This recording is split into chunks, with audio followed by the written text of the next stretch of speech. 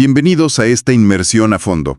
Hoy vamos a analizar algo que, la verdad cambia por completo la forma en que entendemos el desarrollo infantil.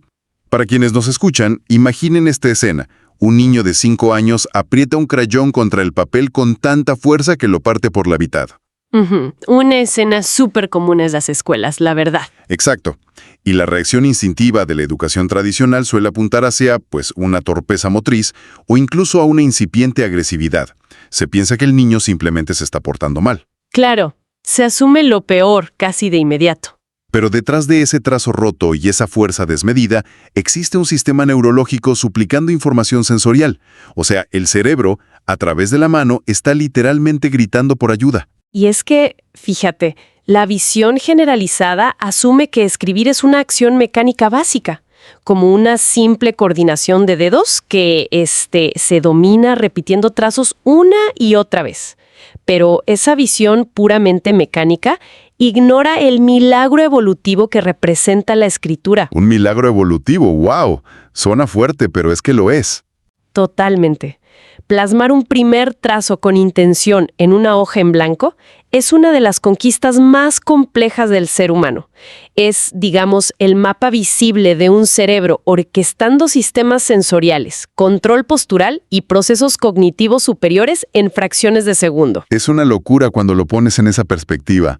Y justamente, el análisis de hoy se sumerge en una documentación fascinante, un curso entero sobre neurodesarrollo aplicado a la grafomotricidad infantil. Sí, estoy muy emocionada de desmenuzar este material, porque el objetivo central de estos textos es deconstruir la mirada adultocéntrica que domina las aulas. O sea, esta perspectiva que tiende a patologizar apresuradamente la variabilidad en los ritmos de aprendizaje, ¿no? Exactamente. Ignoramos las profundas huellas neuronales detrás de cada garabato. Y bueno, la premisa más disruptiva de este material es la idea de que la mano funciona como una prolongación visible del cerebro. A ver, detengámonos ahí un segundo, porque esto significa que el movimiento no nace en las falanges ni en las muñecas. La motricidad fina es simplemente el último eslabón de una cadena larguísima. Ajá, tal cual. El principio rector aquí es que la estabilidad proximal garantiza la movilidad distal. Suena un poco técnico, pero básicamente hablamos de la tríada sensorial base, ¿cierto? El sistema táctil, el propioceptivo y el vestibular. Exacto. Si esa base no está firmemente anclada, exigir un control distal de alta precisión es, neurológicamente inviable. El sistema vestibular debe haber consolidado primero la seguridad gravitatoria y el control del equilibrio. Claro, el niño necesita poder mantenerse sentado sin caerse antes de mover los dedos finamente. Sí.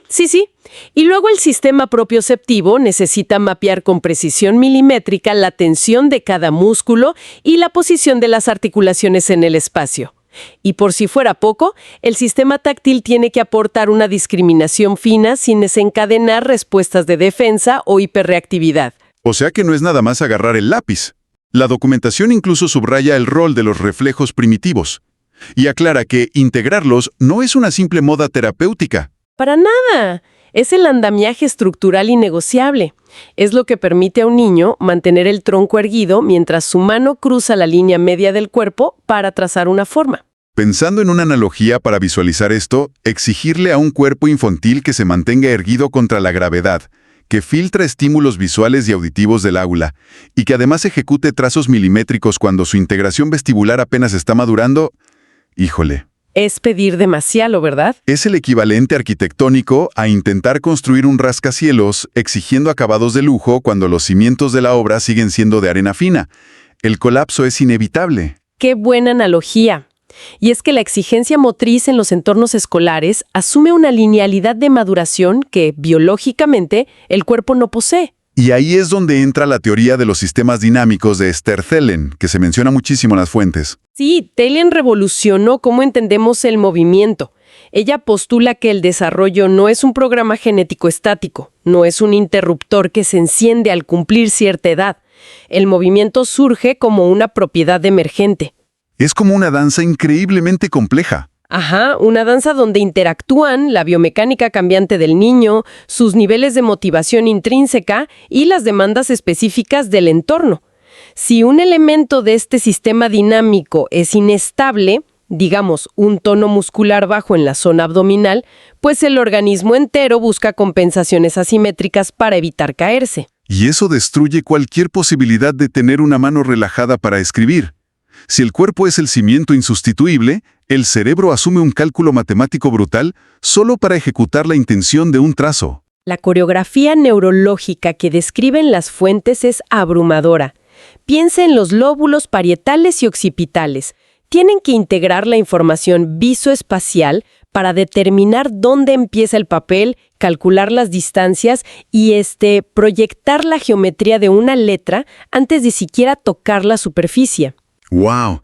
Y una vez que esa ruta espacial está trazada, entran al quite el cerebelo y los ganglios basales para controlar la fluidez y el ritmo temporal del movimiento. ¿Sí? Y fíjate que hay un hallazgo clínico fascinante expuesto en el curso sobre la relación íntima entre el ritmo auditivo y la ejecución gráfica. Ah, sí, lo leí. Cuando se observa un trazo caótico, desorganizado o impulsivo, si introduces un ritmo externo como música pautada o la métrica de un poema, se logra sincronizar los ganglios basales. ¡Exacto! Organiza literalmente la salida motora de la mano a través del canal auditivo. Es impresionante. Ese puente entre la acústica y la motricidad fina demuestra que el cerebro no trabaja en compartimentos aislados. Pero, a ver, la pieza del rompecabezas que me resulta verdaderamente reveladora es el papel del sistema límbico y la corteza prefrontal, todo este concepto de la neurocepción de Stephen Porges. Ese es un tema crítico. Si el entorno proyecta la más mínima amenaza, por ejemplo, la presión por lograr una letra perfecta o el tono punitivo del maestro que evalúa, la amígdala cerebral detecta el peligro y desencadena una respuesta simpática. Es de supervivencia pura. El flujo sanguíneo literalmente prioriza la huida o la parálisis y bloquea el acceso a las funciones ejecutivas de la corteza prefrontal, que son las que necesitas para escribir. Totalmente. Un trazo tenso, excesivamente presionado o tembloroso no es mala caligrafía. Es el registro sísmico de un sistema nervioso en estado de alarma. Qué fuerte escuchar eso. Y este abordaje neurológico requiere que dejemos de ver los hitos del desarrollo como si fueran un cronograma estandarizado estricto, ¿no? Sí, la literatura propone entender estas etapas como transiciones neurocognitivas. Entre los 18 y los 24 meses vemos el garabato descontrolado. No hay intención representativa, es puro placer sinestésico. El cerebro, digamos, recompensa el descubrimiento de que mover el brazo deja un rastro visible. Y luego, hacia los 2 o 3 años, el sistema visual logra subordinar al movimiento motor, dando paso al garabato controlado. La mirada ya puede anticipar y guiar por dónde va la mano. Ajá, y es entre los 3 y 4 años cuando ocurre el verdadero salto cuántico, el garabato con nombre. Ese es el instante en que un torbellino de rayas desordenadas es bautizado de la nada como un perro o un coche. Exacto. La forma no se parece nada geométricamente al objeto, pero la intención simbólica ya nació. El lenguaje escrito acaba de instalarse en el cerebro.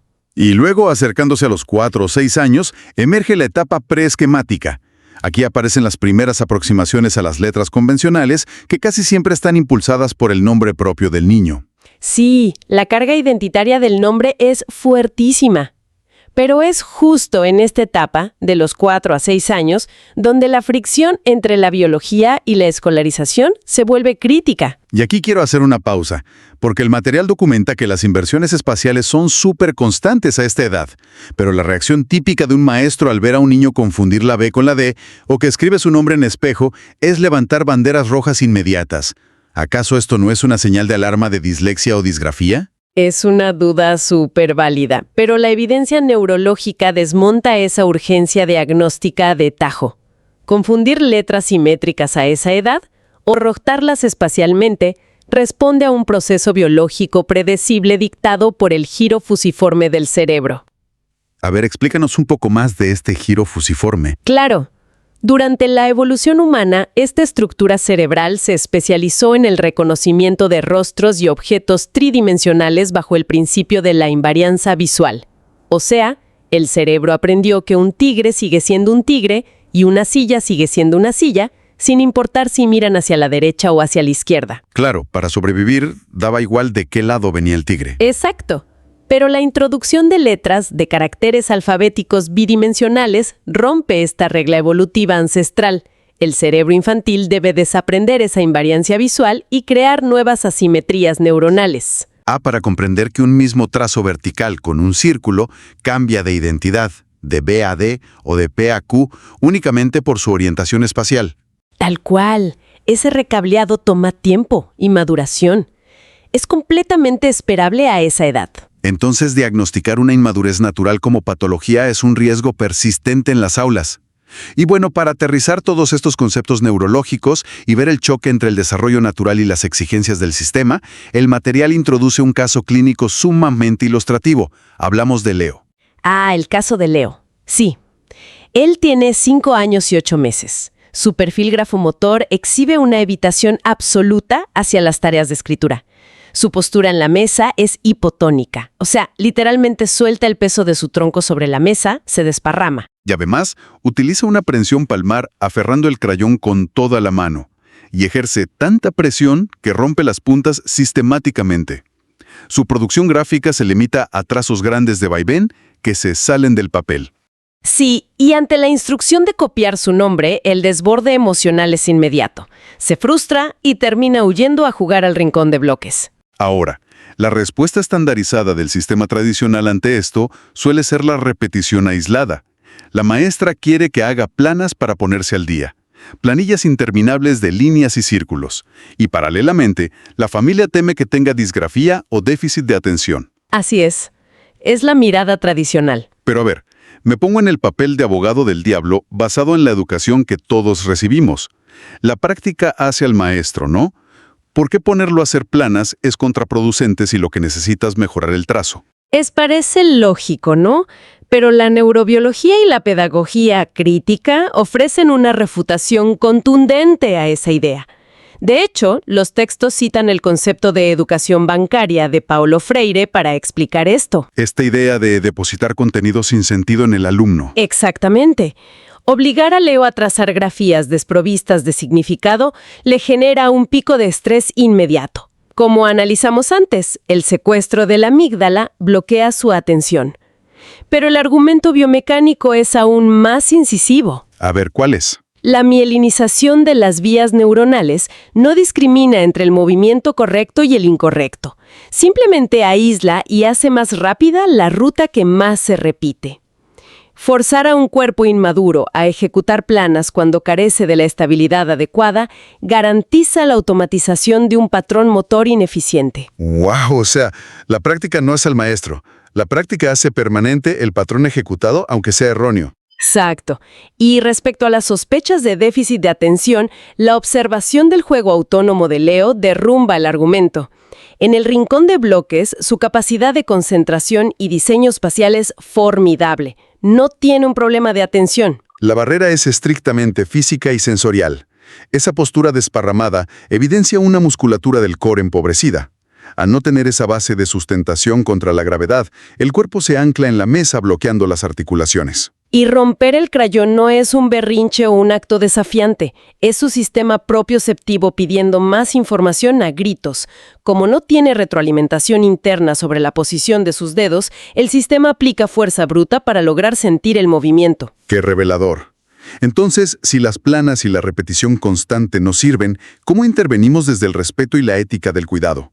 El curso habla de pasar de instructores a coinvestigadores. Sí, ese es el andamiaje práctico. El punto de partida es la observación apreciativa. Mirar la postura, el instrumento y la producción gráfica sin emitir juicios morales. El propósito no es identificar la falla en el niño, sino rastrear la carencia en el diseño de la actividad. Utilizando el concepto de andamiaje en la zona de desarrollo próximo de Vygotsky.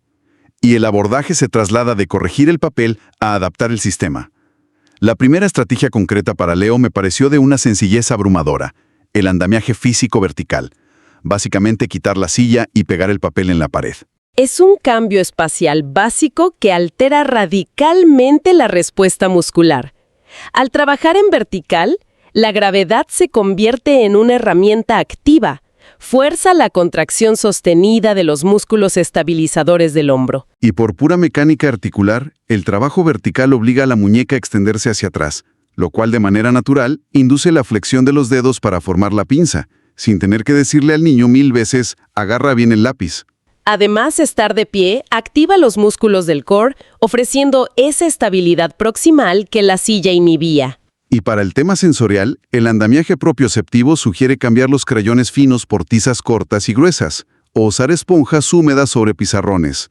Esa fricción extra le da a los receptores articulares de la mano el feedback que necesitan sin tener que romper nada. Totalmente. Pero el eslabón más determinante es el andamiaje significativo. En lugar de pedirle a Leo que copie letras sin sentido para él, le pides que use sus trazos amplios de vaivén para dibujar los rayos de energía de la torre de bloques que acaba de construir. Validando su trazo natural y dándole un propósito. La carga afectiva vinculada a la tarea desactiva el estrés en la amígdala. Y claro, a esto se le suma la corregulación emocional. Sí, importantísimo. Si rompe la tiza, no hay que regañarlo. Se cambia el discurso punitivo por uno de validación. Decir algo como, híjole, esa tiza no aguantó tu fuerza, usemos esta otra que es más resistente. E integrar estrategias como respirar profundo como un dragón dentro de la misma dinámica de juego. El curso es categórico al establecer que cualquier abordaje grafomotor debe estar cimentado en preparar el suelo sensorio-motor. Antes de requerir habilidades milimétricas en el papel, el niño debe habitar y controlar todo su cuerpo. Por eso proponen el trabajo pesado, actividades que involucran resistencia muscular profunda, cosas cotidianas como amasar pan o el típico juego del sandwichito con cojines. Y el clásico juego de la carretilla. Aunque aquí los textos hacen una aclaración biomecánica súper importante. El adulto siempre debe sostener al niño por la pelvis o las caderas, jamás por los tobillos. Qué bueno que lo mencionas. Sí, es vital para proteger la integridad de las articulaciones de la columna lumbar mientras el infante soporta su peso con los brazos. Ese trabajo grueso ancla la base. Luego, la propuesta pedagógica sugiere el uso de bandejas multisensoriales, muy al estilo Montessori o Reggio Emilia. Trazar formas sobre arena o arroz desvincula el desafío motor de la permanencia del error en el papel. Claro, en el papel el error deja un registro inamovible que genera frustración.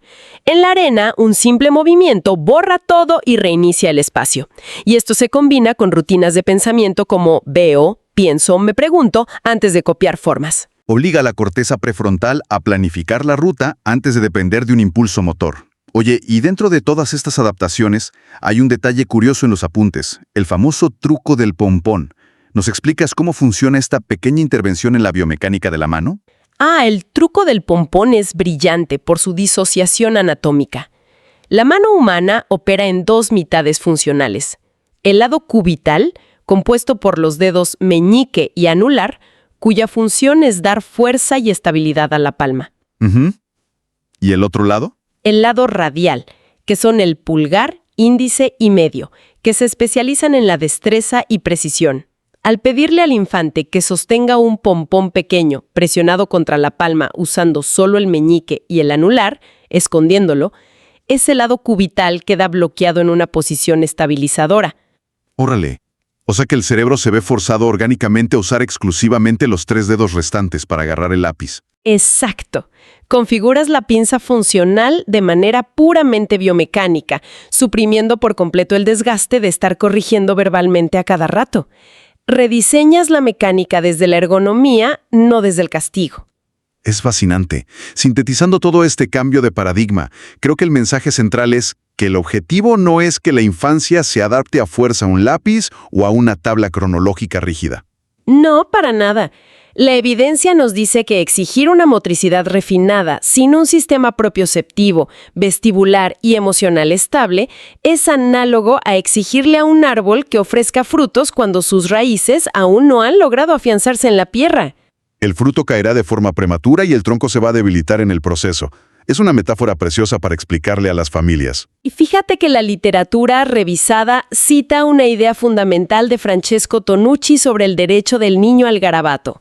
Una reivindicación de la expresión gráfica como lenguaje primario y exploratorio, no como producto académico. Y quiero dejar a quienes nos escuchan con esta reflexión basada en esa idea. A ver, adelante. La próxima vez que vean a un niño profundamente frustrado frente a una hoja de papel, en lugar de buscar rápidamente una etiqueta o un déficit individual, pregúntense, ¿qué le pasa al niño? ¿O qué restricciones estructurales o sensoriales tiene ese entorno para no invitarlo a expresarse libremente? Buscar esa raíz silenciosa que antecede al trazo. Dejar de preguntarnos qué tiene mal el niño y empezar a cuestionarnos qué le falta a nuestro ecosistema. Pues muchísimas gracias a nuestra audiencia por acompañarnos en este análisis profundo del desarrollo grafomotor. La perspectiva cambia para siempre cuando uno comprende que escribir, antes que una simple destreza manual, es verdaderamente el eco de un cuerpo habitando el mundo.